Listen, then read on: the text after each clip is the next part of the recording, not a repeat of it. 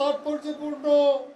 আন্তর্জাতিক শ্রমিক দিবস উপলক্ষে জামাতে ইসলামীর অঙ্গ সংগঠন বাংলাদেশ শ্রমিক কল্যাণ ফেডারেশনের উদ্যোগে এই সমাবেশ। শ্রমিকদের অধিকার ফিরিয়ে দেওয়ার জন্য সমাবেশ ঘিরে শুক্রবার বিকেলে নানা পেশা শ্রমিকদের উপস্থিতিতে কানায় কানায় পূর্ণ হয়ে ওঠে বাইতুল মোকাররমের দক্ষিণ গেট প্রাঙ্গণ।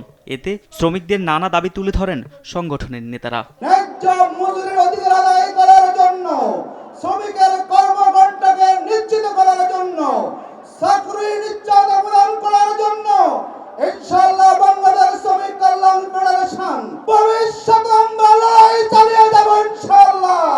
সমাবেশে যোগ দিয়ে জামাতের সেক্রেটারি জেনারেল মিয়া গোলাম পরোয়ার বলেন, মানবসৃষ্ট শ্রমনীতি নয়, শ্রমিকদের কল্যাণে রাসূল সাল্লাল্লাহু আলাইহি সাল্লাম এর দেখানো নীতি বাস্তবায়ন করতে হবে। কৃষি, রেল, বন্দর, পাটকল, সুতাকল, চিনিকল, যত পেশা তত ট্রেড ইউনিয়ন গড়ে তুলে আমরা শ্রমিক সমাজকে আদর্শ চরিত্র নৈতিকতা শিক্ষা দেব। আর ইসলামী সমাজ কল্যাণ রাষ্ট্র প্রতিষ্ঠার মধ্য দিয়ে ইসলামী শ্রমনীতির সংগ্রামকে এগিয়ে যাব।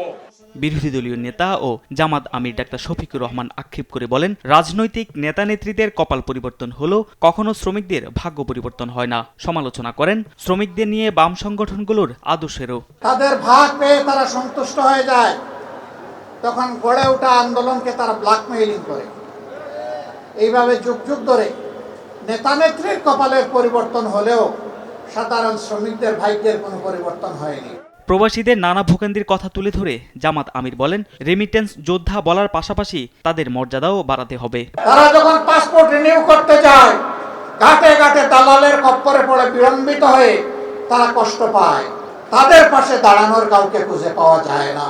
তেমন করে তাদেরকে রেমিটেন্স যোদ্ধা বলা হয়েছে, তেমন করে যেন তাদের মর্যাদাটাও তাদেরকে দেওয়া হয়। তাদের প্রয়োজনে দেশ এবং সরকার যেন তাদের পাশে দাঁড়ায়। যদি ওই সমস্ত এমবেসি এই কাজ না করতে পারে, ওখানে এমবেসি থাকারই কোনো প্রয়োজন নেই। ডাক্তার শফিকুর রহমান বলেন, শ্রমিকদের মর্যাদা প্রতিষ্ঠিত না হওয়া পর্যন্ত সংসদে ও সংসদের বাহিরে লড়াই অব্যাহত রাখবে বিরোধী দল। ভিতরেও যেন আপনাদের জন্য লড়াই করে যেতে পারে, আর বাইরের লড়াইও চলবে ইনশাআল্লাহ। এই সময় ইতিহাসের শিক্ষক বা ছাত্র হতে নয়, দুঃখী মানুষের কথা বলতে সংসদে গিয়েছি বলেও মন্তব্য করেন বিরোধী দলীয় নেতা। আমরা ওখানে ইতিহাসের মাস্টার কিংবা ছাত্র হতেও যাইনি। তারেক মাহমুদ সুজন, দেশ টিভি, ঢাকা।